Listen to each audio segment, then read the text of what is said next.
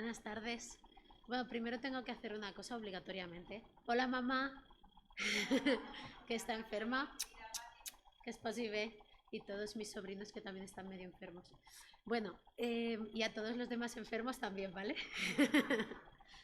Em, bueno, el Señor me ha puesto en el corazón este tema. Yo nunca sé por qué, pero siempre aprendo mucho y siempre intento que os pueda servir a todos, seáis de la edad que seáis, a cada uno lo que os pueda servir.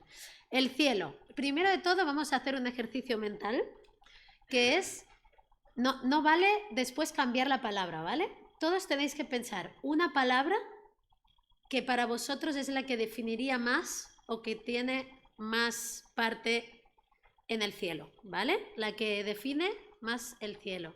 Una palabra, solamente una palabra, y no la podéis cambiar en toda la predicación, no vale. Hay que apuntarla si queréis, guardárosla, que después os la preguntaré. ¿Quién se atreve a decirla?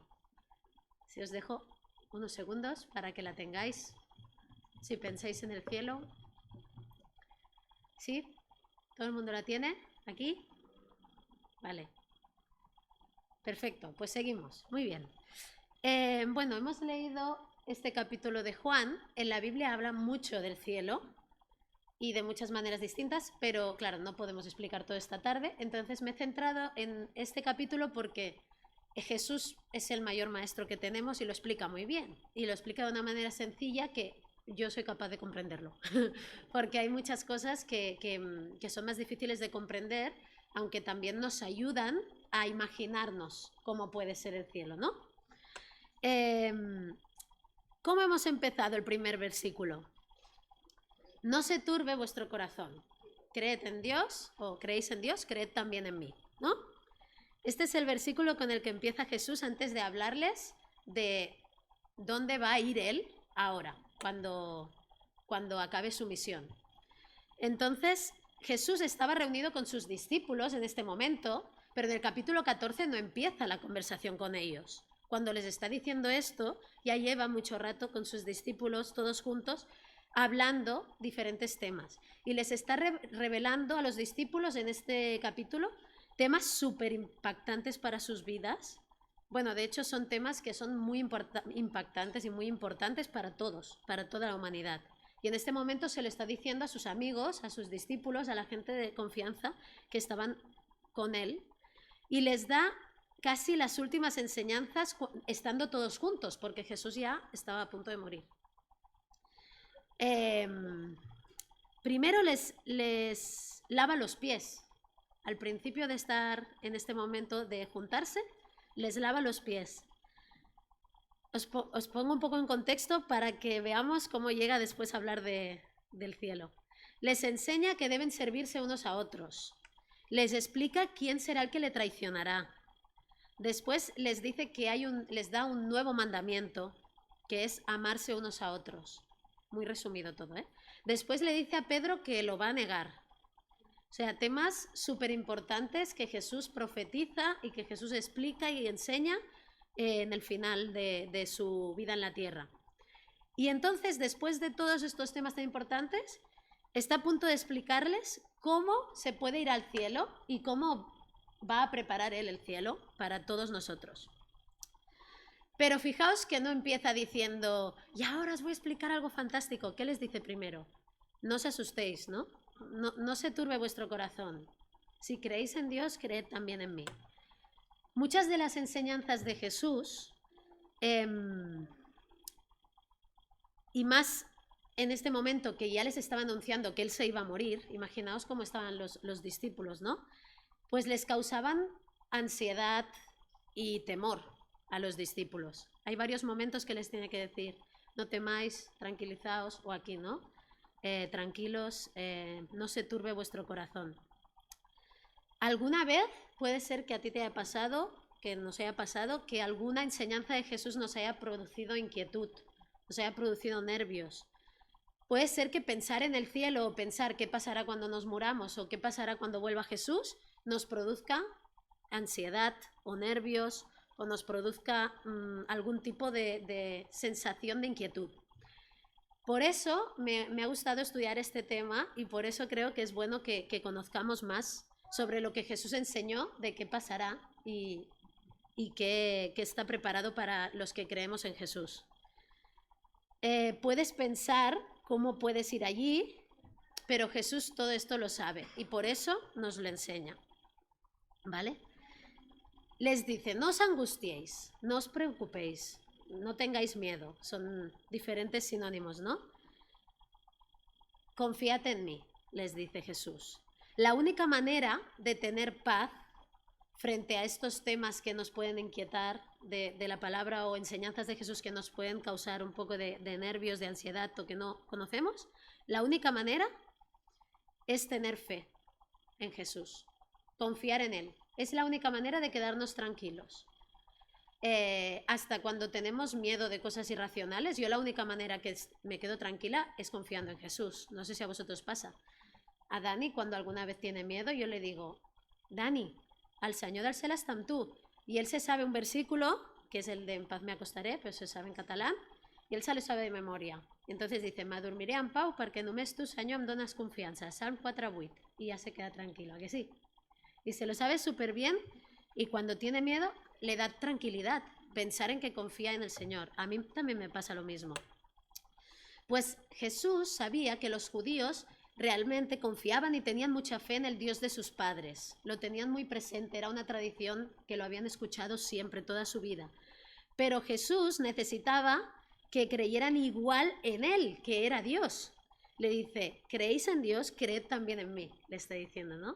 Confiad de la misma manera en mí, que soy el que estoy aquí con vosotros y estoy diciendo que soy el Hijo de Dios.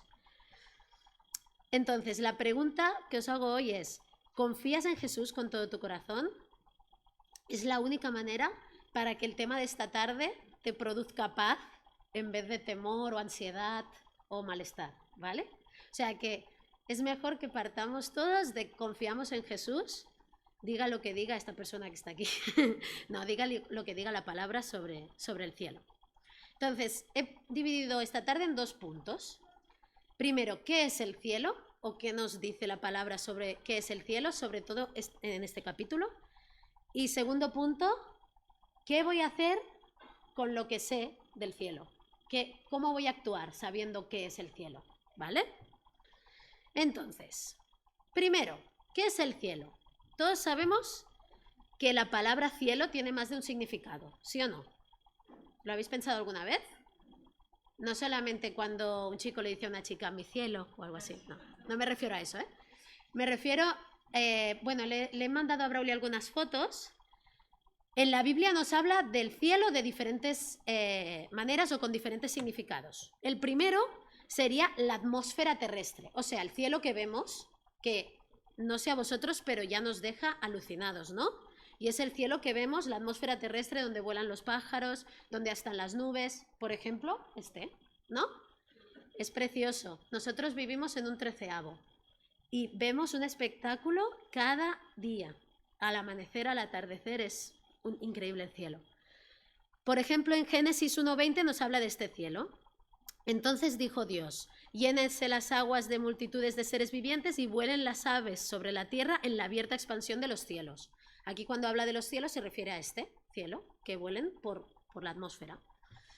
Ese sería un significado. Después, segundo significado, el espacio o universo, en la Biblia también se le llama igual, los cielos, pero ya no es el cielo que vemos a simple vista. Sería, por ejemplo, esta imagen, ¿no? En Isaías 13:10 dice, las estrellas del cielo y sus constelaciones no destellarán su luz, se oscurecerá el sol al salir y la luna no irradiará su luz. Las estrellas del cielo. Aquí cuando está hablando de esto se refiere a las constelaciones, ¿no? A un universo, y hay muchísimos más versículos que nos hablan de los cielos más allá de lo que podemos nosotros observar. Pero hay una tercera expresión que se usa para los cielos. Y es la morada de Dios, tal cual lo dice la Biblia. Los cielos son la morada de Dios. He elegido un versículo, pero hay bastantes que nos dicen esta definición. Por ejemplo, Primera de Reyes 8:30 dice, Escucha la súplica de tu siervo y de tu pueblo Israel cuando oren hacia este lugar.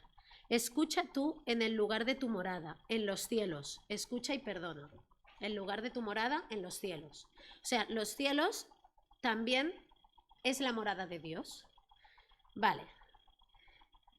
Hay otro versículo que lo he escogido del Nuevo Testamento para que se vea que en el Nuevo Testamento sigue hablando de la morada de Dios como los cielos. Mirad que no, Mateo 18:10, mirad que no despreciéis a uno de estos pequeñitos, porque os digo que sus ángeles en los cielos contemplan siempre el rostro de mi Padre que está en los cielos. Habla como que el Padre, Dios, está en los cielos. Molt bé. Hasta aquí hemos visto qué es el cielo. Pues vemos que el cielo es diferentes cosas, ¿no? He elegido una tercera foto que luego al final la explicaré, volveremos a ella, ¿vale? Pero que se refiere más a este tercer tema de dónde mora Dios. Después al final volveremos a esta foto. No podéis cambiar la palabra que teníais, ¿eh? Que os estoy viendo. Muy bien. Entonces, primero, tiene diferentes significados el cielo, pero Jesús sigue diciendo en el versículo 2. ¿Qué dice del cielo? En la casa. En la casa es que lo explica más fácil imposible, ¿no? Lo dice de una manera sencilla para que lo entendamos. En la casa de mi Padre muchas moradas hay. Eso dice en el versículo 2. Y dice, si así no fuera, os lo hubiera dicho, porque voy a preparar un lugar para vosotros. Molt bé. Entonces, en segundo lugar, ¿qué más sabemos del cielo? Viendo estos, nada, 2 versículos que llevamos de este texto. Que hay muchas moradas. En la casa hemos dicho que una de las cosas que hoy es más importante que entendamos del cielo es que es donde mora Dios, la morada de Dios. Y aquí Jesús dice que allí, donde mora su Padre, hay muchas moradas. ¿Qué es una morada? Porque podría haber dicho hay casas, hay habitaciones, hay espacios. Él habla a veces de tiendas, él dice que vino a habitar entre nosotros, plantó su tienda. Pero morada significa lugar de residencia permanente. Lugar de residencia permanente. No es como nosotros que nos hemos tenido que cambiar 5 veces de piso. Esto es lugar de residencia permanente. Las moradas que hay en el cielo.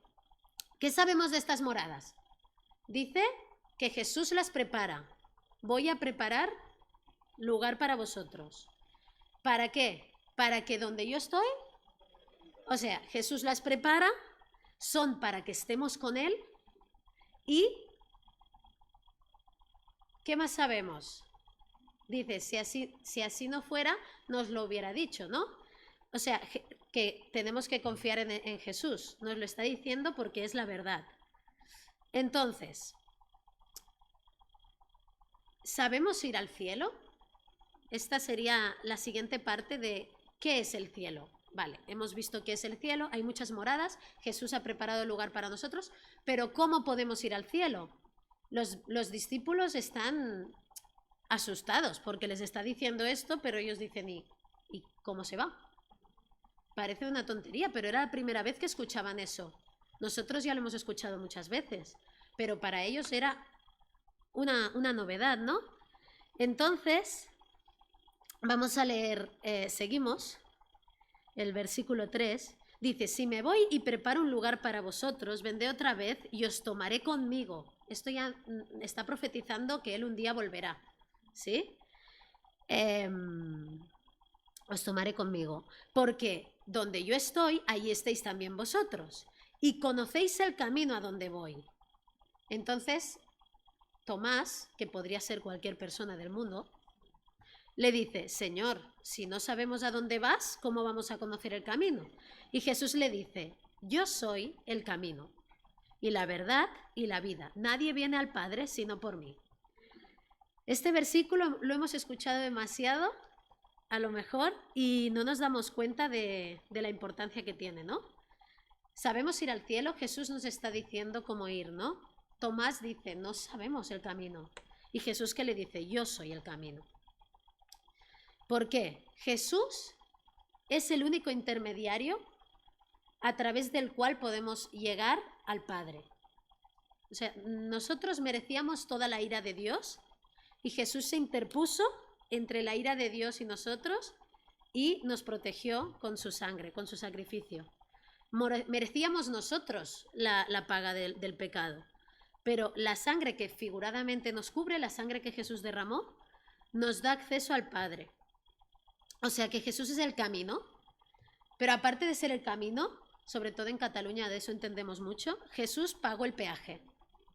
Jesús pagó el peaje que nos impedía llegar.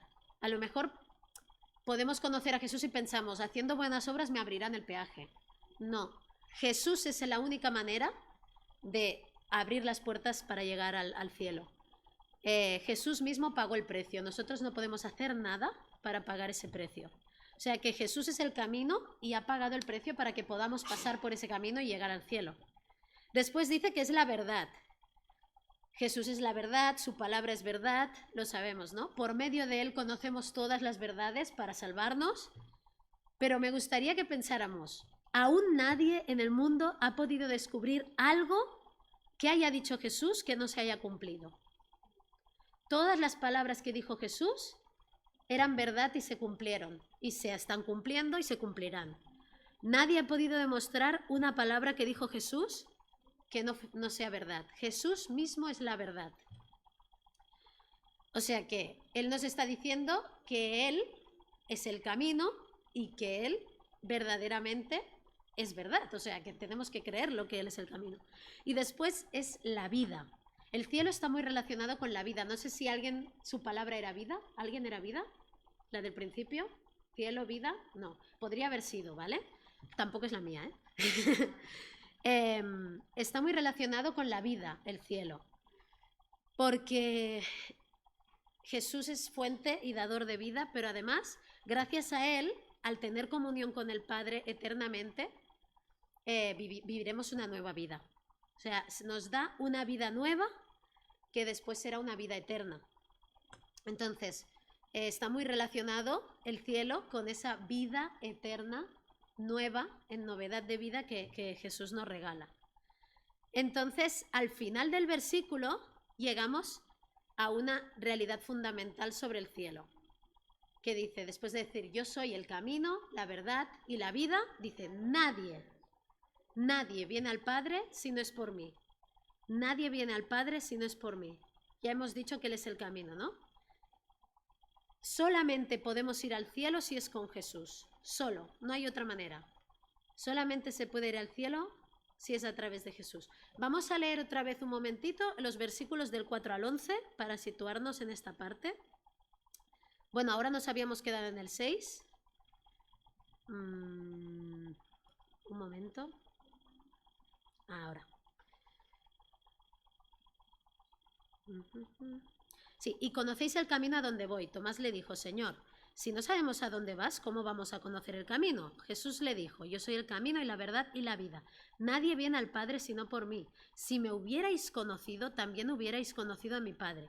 Desde ahora le conocéis y le habéis visto. Felipe le dijo, Señor, muéstranos al Padre y nos basta. Jesús le dijo, ¿tanto tiempo he estado con vosotros y todavía no me conoces, Felipe? El que me ha visto a mí, ha visto al Padre. ¿Cómo dices tú, muéstranos al Padre? ¿No crees que yo estoy en el Padre? ¿Alguien me puede traer agua? Por favor, perdón, muéstranos al Padre. ¿Cómo dices tú, muéstranos al Padre? ¿No crees que yo estoy en el Padre y el Padre en mí?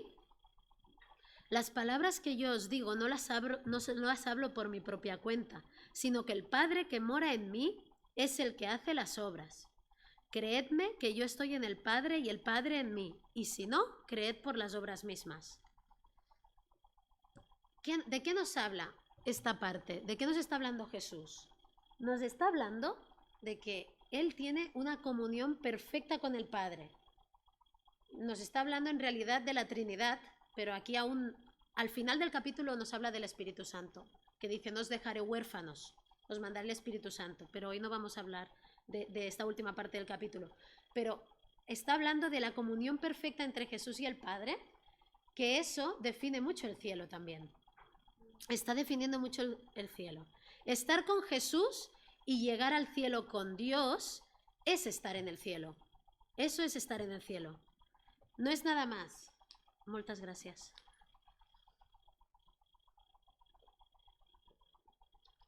Jesús dice, para que donde yo estoy, vosotros también estéis.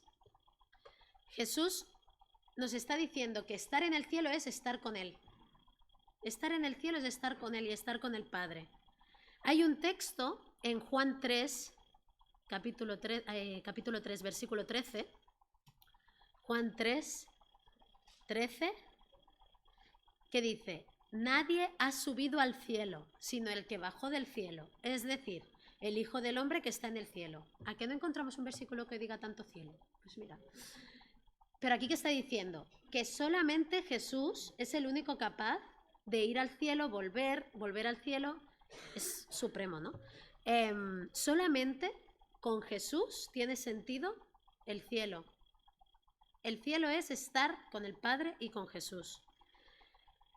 Lo que costaba más entender, tanto para los judíos en concreto como para nuestra mente humana en general, que es limitada, es el concepto de permanente. Jesús les está diciendo, estaréis en una morada. ¿Qué era morada? Lugar de residencia permanente. Yo voy a preparar morada para vosotros. Vamos a estar juntos, morando juntos, siempre. El Padre, Jesús, el Espíritu y nosotros. Una morada. El concepto permanente no existe para nosotros. No entendemos para siempre. No entendemos este concepto. El cielo que Jesús está revelando a sus discípulos es estar en la presencia de Dios de forma permanente. ¿Qué palabras habéis pensado al principio? ¿Alguien me puede decir? Paz. Paz total, ¿no? Amor. Luz. Luz. ¿Luz también? Muy bien. Un 10. Molt bé, pues infinito es esto, permanente, eterno, que no se acaba para siempre. ¿Algún mes? Adoración. Perfecto, molt bé. Todos definen el cielo perfectamente. Maravilloso. Dios, ese es el que faltaba. Las dos palabras que definirían más, podríamos decir tres, que definirían más el cielo es comunión con Dios permanente. Esa es la definición. Comunión con Dios permanente. Las otras que habéis dicho son como consecuencia. ¿La consecuencia qué es? Paz, amor, maravilloso, luz, ¿no? Gloria, todo. Adoración. Pero la definición es comunión con Dios permanente, para siempre.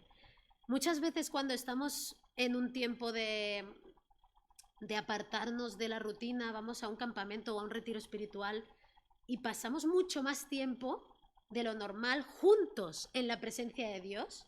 Yo he escuchado gente que dice, para mí, ojalá el cielo, o sea, esto es un pequeño tastet del cielo, ¿no?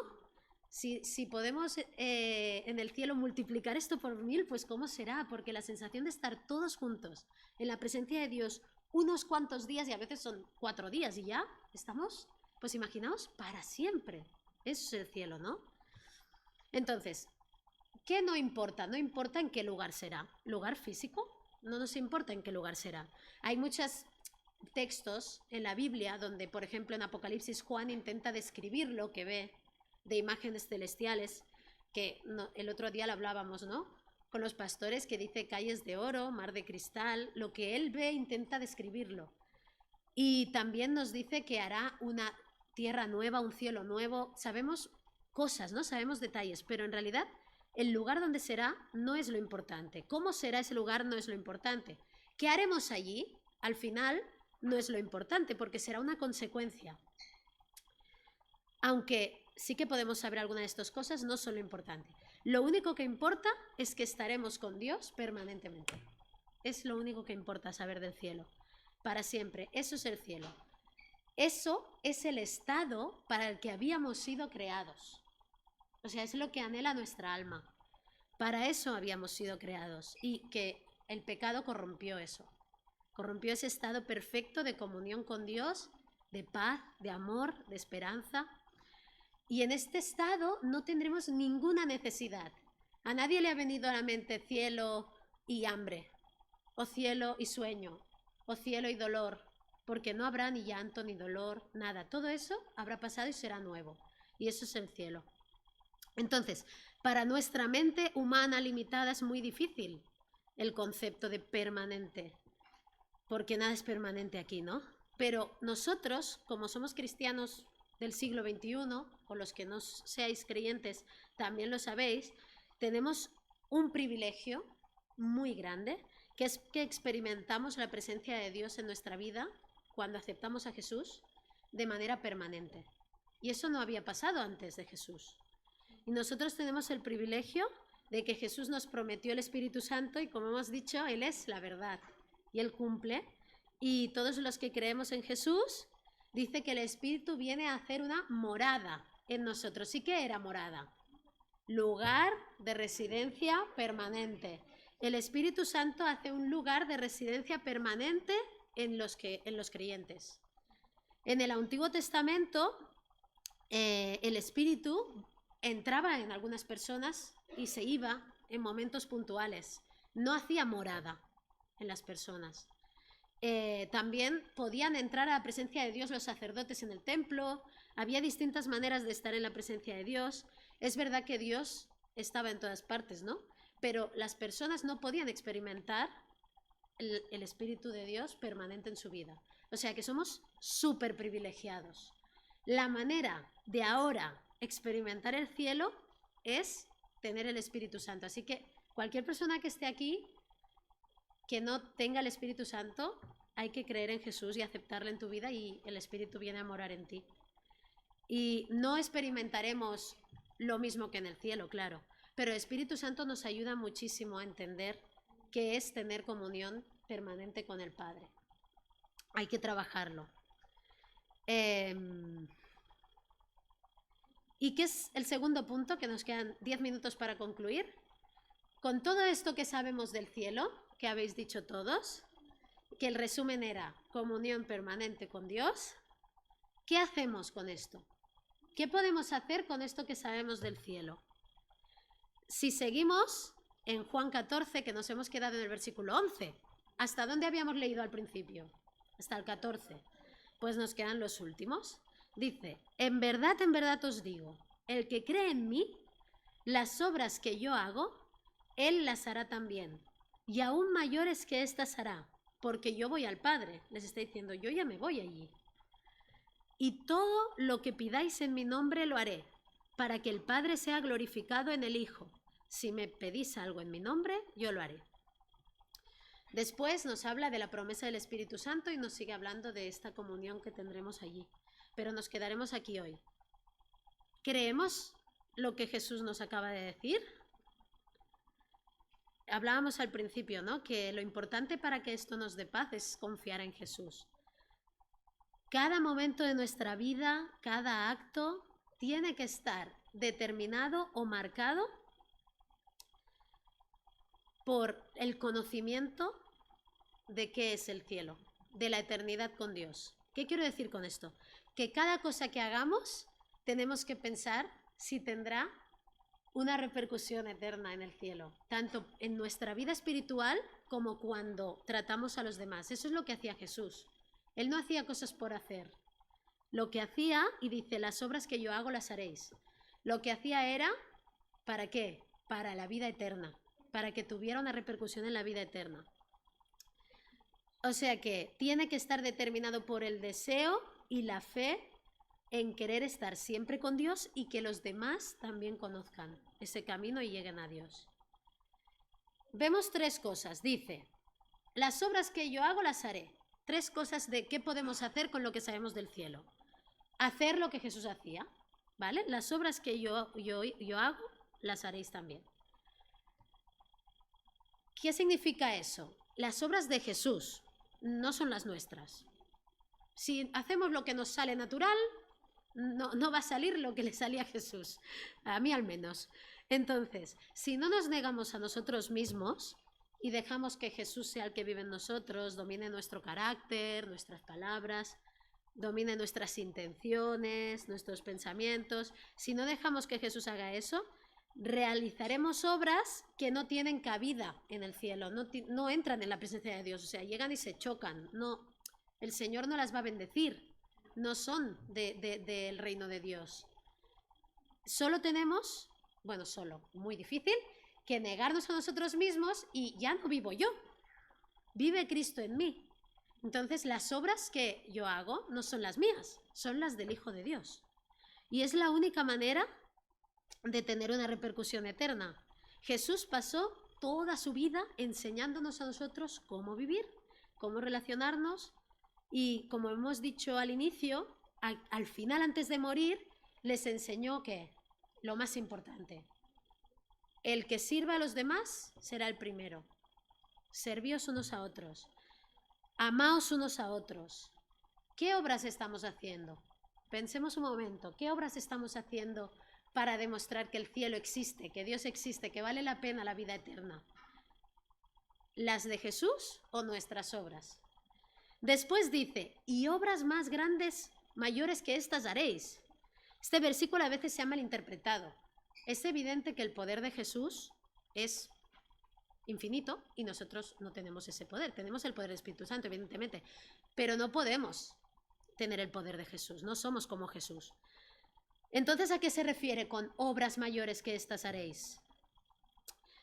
El alcance que tendrá la obra de Dios en la tierra, lo dice Dios, lo determina Dios.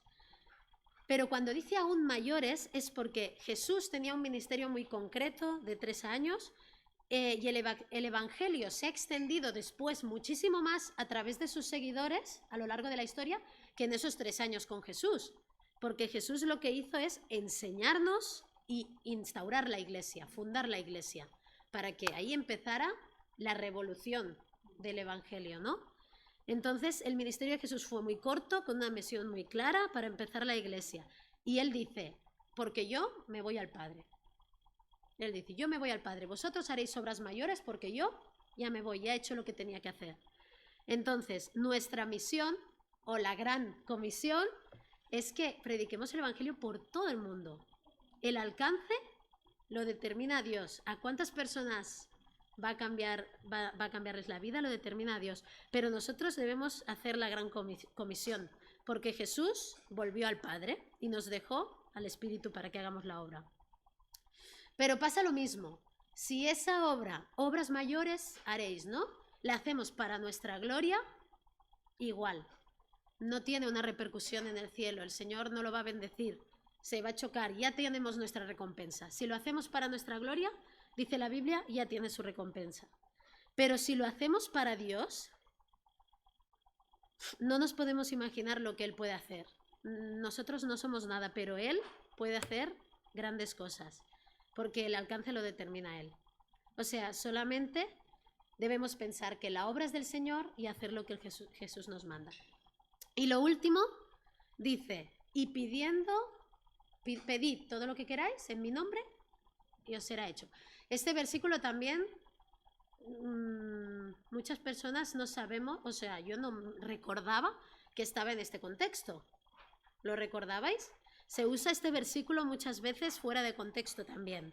Pedid lo que queráis en mi nombre y os será hecho. No creo que se refiera a una casa con piscina o a un trabajo de 10 a 1. Pedid lo que queráis en mi nombre y os será hecho. Está en un contexto concreto que es el que acabamos de decir, ¿no?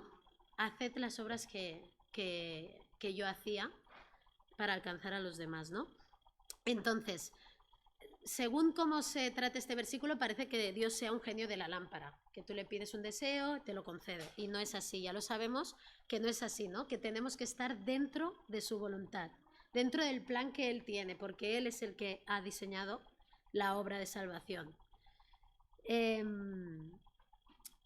Si estamos dentro de su voluntad, buscando personas para que puedan conocer el camino y tener vida eterna, entonces sí, entonces tenemos que orar porque nuestro nombre no tiene ningún poder. Es lo mismo que llevo diciendo todo el rato, ¿no? Si lo hacemos en nuestro nombre, no va a tener una repercusión en el cielo. Nadie va a llegar al cielo porque yo haga algo en mi nombre. En cambio, si lo hacemos en el nombre de Jesús, tiene mucho poder. Si estamos en su voluntad y pedimos en el nombre de Jesús, para el avance del reino de los cielos, puede tener una repercusión. En la última predicación, una de las últimas que hice, no sé si os acordáis que hablé del mensaje de Juan el Bautista, de allanar el camino, la senda será allanada, de preparar el camino para que Jesús llegue.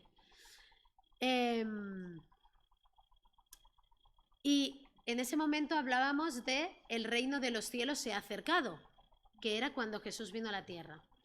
Pues el reino de los cielos se ha acercado, se acercó, Jesús vino a la tierra, pero el reino de los cielos continúa con nosotros, como decíamos ese día. Y solamente consiste en presentar a Jesús a la gente. Como hemos visto en este texto que acabamos de hablar sobre el cielo, Jesús podía decir una frase que a la gente le hacía saber que él era Dios, que era: quien me ha visto a mí, ha visto al Padre. Jesús podía decir eso: quien me ha visto a mí, ha visto al Padre. Y es la única manera que la gente pueda llegar al Padre. Pero es que Pablo pudo decir también: sed imitadores de mí, como yo soy de Cristo. Él no puede decir yo soy Cristo, evidentemente, pero él podía decir, fue capaz de decir: sed imitadores de mí como yo de Cristo, con toda la humildad que yo creo que tenía Pablo, que se consideraba el más pecador de todos. ¿Qué puedes decir tú? ¿Qué puedo decir yo? Yo soy capaz de poder, el pastor lo decía el otro día, esto, ¿no? Sed imitadores de mí como yo de Cristo. ¿Y somos capaces de poder pronunciar esto? Yo hoy creo que después de haber estudiado este tema puedo decir, una cosa que puedo decir es que pensar en el cielo donde está Jesús me da paz. Eso sí que me ha dado paz. Estoy tranquila, confío en Jesús. Lo segundo que puedo decir es que creer en Jesús con fe me quita la angustia de pensar en este futuro. Me da esperanza, no me da angustia. Pero aún no puedo decir como Pablo: imitadme a mí para llegar al Padre, para conocer a Jesús y para llegar al Padre. Tendría que mejorar muchísimo para que mucha gente me pudiera imitar para conocer a Jesús. Entonces ahí está el trabajo.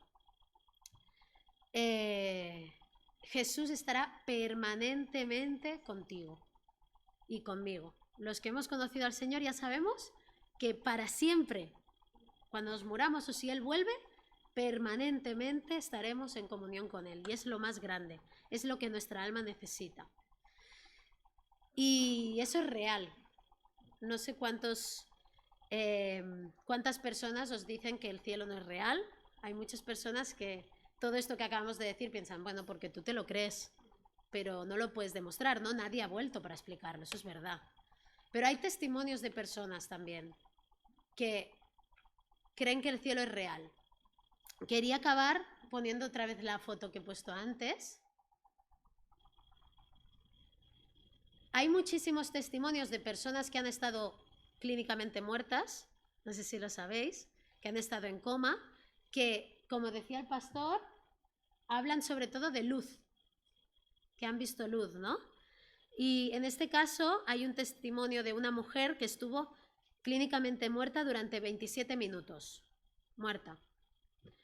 Volvió a la vida y cuando abrió los ojos, se llamaba Tina Hines, lo primero pidió un bolígrafo, pero no podía hablar, y un papel, y escribió, "It's real", escribió, "es real". Afirma que vio el cielo después de su paro cardíaco, y cuando sus seres le preguntaron a qué se refería cuando escribió "es real", ella señaló el cielo. Y ella dijo, después, más adelante, describió que vio luz y que vio una figura que ella cree que era Jesús, ¿no? Es uno de los testimonios de muchísimos que hay. Esto no es lo que nos tiene que hacer creer en el cielo, ¿no? Nos tiene que hacer creer Jesús. el testimonio más vivo que tenemos. Pero sí que nosotros, ahora mismo, podríamos coger un papel y decir, es real. O sea, lo podemos ver porque tenemos la experiencia de conocer a Dios. O sea, que sea real en nuestras vidas y que sobre todo pueda impactar a los demás para la vida eterna.